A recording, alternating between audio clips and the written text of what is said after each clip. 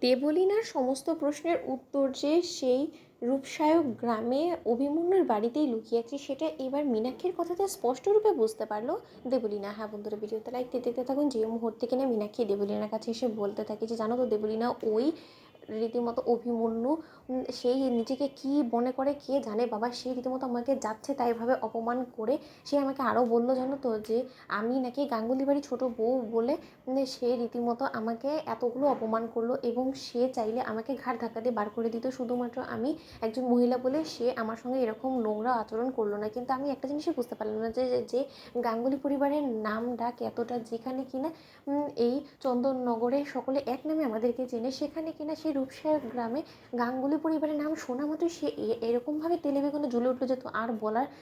কিছু রাখে না। কিন্তু তার থেকেও বড় কথা জানো তো, সেখানে গিয়ে আমি দেখতে পেলাম যে ওই অভিমন্যুই নাকি অনুশ্রীর বাবা, এবং অনুশ্রীর জন্য জানো তো সম্বন্ধ দেখা হচ্ছে, এবং অনুশ্রীর পাত্রপক্ষের সঙ্গেই তো আমি সেখানে গিয়ে হাজির হয়েছিলাম এবং সোজা অভিমন্যু ওর মুখোমুখি হয়েছিলাম, এবং তার পরবর্তীতে সে যাচ্ছেভাবে আমাকে অপমান করে দিয়েছে। কিন্তু আরেকটা কথা, যে অনুশ্রীকে পাত্রপক্ষ দেখতে এসেছে, কিন্তু অনুশ্রী রীতিমতো ঘোমটা দিয়ে মুখ ঢেকে এসেছে, এবং ওর পাশাপাশি ওর সঙ্গে যে এসেছিলো তাকে দেখে আমার বেশ সন্দেহ হচ্ছে জানো তো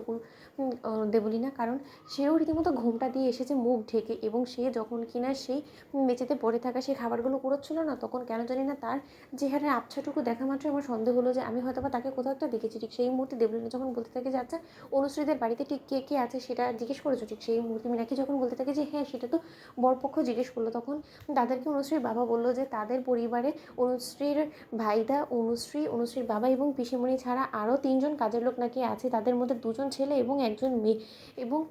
এটা শোনা মাত্রই আমার কেন জানি মনে হলো যে কুসুম, আয়ুষ এবং ঈশানী আছে সেখানে। কিন্তু তার পরবর্তীতে যখন কিনা আমি দেখতে পেলাম না যে না অভিমন্যু রীতিমতো গাঙ্গুলি পরিবারের ছেলেদের নাম শোনা মাত্রই তেলে বেগুনে জ্বলে উঠেছে, তারপরে আমি বুঝতে পেরে গিয়েছি যে হয়তোবা এখানে কোনো মতেই রূপসায়ক গ্রামে ওরা উপস্থিত থাকলেও কোনো মতে এই বাড়িতে অন্তত ওরা উপস্থিত নেই। অন্যদিকে দেবলীনা যখন বলতে থাকে যে আন্টি তুমি যে কতটা ডাম, সেটা আরও একবার প্রমাণ হয়ে গেল, কারণ তোমার মাথা কাজ করে না বলো তো? তুমি নিশ্চয়ই সেই বাড়িতে এটা শুনে এসেছো যে অভিমন্যু বলেছে যে সে নাকি কোনো মতেই গাঙ্গুলি পরিবারের ছেলেকে এখানে দেখলে তাদের নাকি জ্যান্ত পুঁতে এখানে রেখে দেবে। তাহলে নিশ্চয়ই কুসুম, আয়ুষ এবং ঈশান তাদের সেই পরিচয়ে তারা সেই বাড়িতে অবস্থান করছে না, তারা নিশ্চয়ই নিজেদের ভেষ বদলে ছদ্মবেশ ধারণ করে সেই বাড়িতে রয়েছে, এবং তাদেরকে আমাদেরকে হাতে নাতে ধরতে হবে, এবং এবার তুমি নয় বরঞ্চ সেখানে আমাকে যেতে হবে। আমার দীর্ঘ বিশ্বাস যে সেই বাড়িতে আমার সকল প্রশ্নে লুকিয়ে আছে উত্তর।